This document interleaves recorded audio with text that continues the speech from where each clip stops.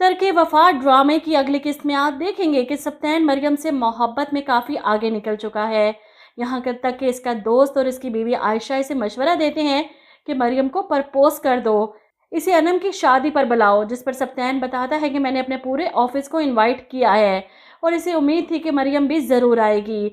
इसलिए तो इसकी दोस्त की बीवी फ़ोन पर कहती है कि अपने लिए कोई अच्छे से कपड़े खरीदो, शॉपिंग करो, ताकि जब वो तुम्हें देख कर जाए शादी पर तो वापसी में तुम्हारे बारे में सोचे तो सही। यूँ सप्तान आयशा से कहता है अभी चलें शॉपिंग पर।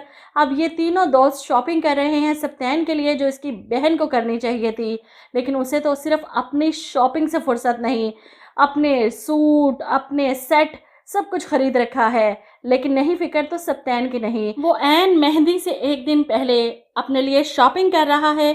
अब अगले दिन मेहंदी है, मरियम को भी कार्ड मिला है। इसकी बहन देखती है और पूछती है तुम शादी पर जाओगी आज, जिस पर मरियम मना कर देती है।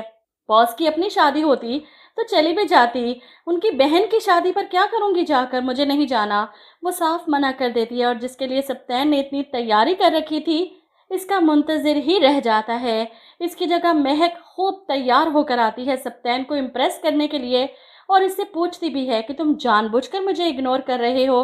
सप्तान इसे टालने के लिए कहता है मेरे लिए मेरे सब गेस्ट अहम हैं, जिस पर महक जवाब देती है सिर्फ तुम ही हो जो मुझसे ऐसे बात कर सकते हो। वो जानबूझकर फ्री होने की कोशिश कर रही है सप्तान से।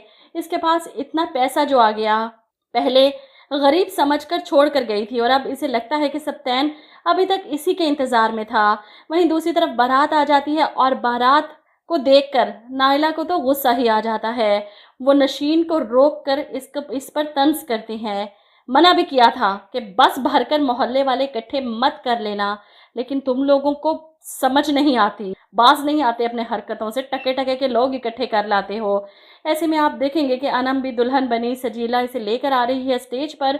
इसे बिठाया जाता है। सप्तान की आंखें जिसकी मुंतजिर है वो आज नहीं आई। ऐसे में इसकी दोस्त आयशा भी कहती है आज अगर वो आई ना तो अपने दिल का हाल बयान कर देना इससे, नहीं तो मैं ही बता दूंगी। लेकिन वो आई नहीं अभी तक। बहरहाल ऑफिस से मिलने वाली छुट्टी पर मरियम घर बैठकर चिल कर रही है, खाना बना रही है, दादी के साथ टाइम स्पेंड करती है। ऐसे में इसकी फुप्पो का फ़ोन आ जाता है इस सुकून में आग लगाने के लिए। इन्होंने मरियम का रिश्ता मांगा था ना अपने बेटे के लिए, और मरियम की दादी ने ही अपनी बेटी को साफ मना कर दिया था कि इसका बेटा मेरी पोती के लायक नहीं।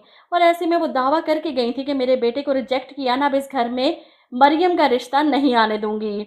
और ऐसा ही होता है, वो ड्रामा करती हैं। आप लोगों के इनकार ने मेरे बेटे के दिल पर चोट लगा दी, इसने खुदकुशी की कोशिश की, जहर खा लिया। ये तो सिर्फ ड्रामा नज़र आ रहा है ताकि अपनी माँ को इमोशनल कर सके अपनी बात मनवाने के लिए।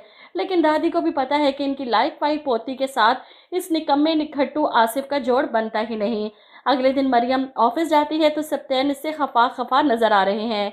मरियम सर के गुस्से की वजह जानना चाहती है। ऐसे में सप्तान गिला कर ही देता है, इतने प्यार से मैंने अपने पूरे स्टाफ को बुलाया, लेकिन अब लगता है आप खुद को इस ऑफिस का हिस्सा नहीं समझती, इसीलिए मेरी खुशी में शरीक नहीं हुई।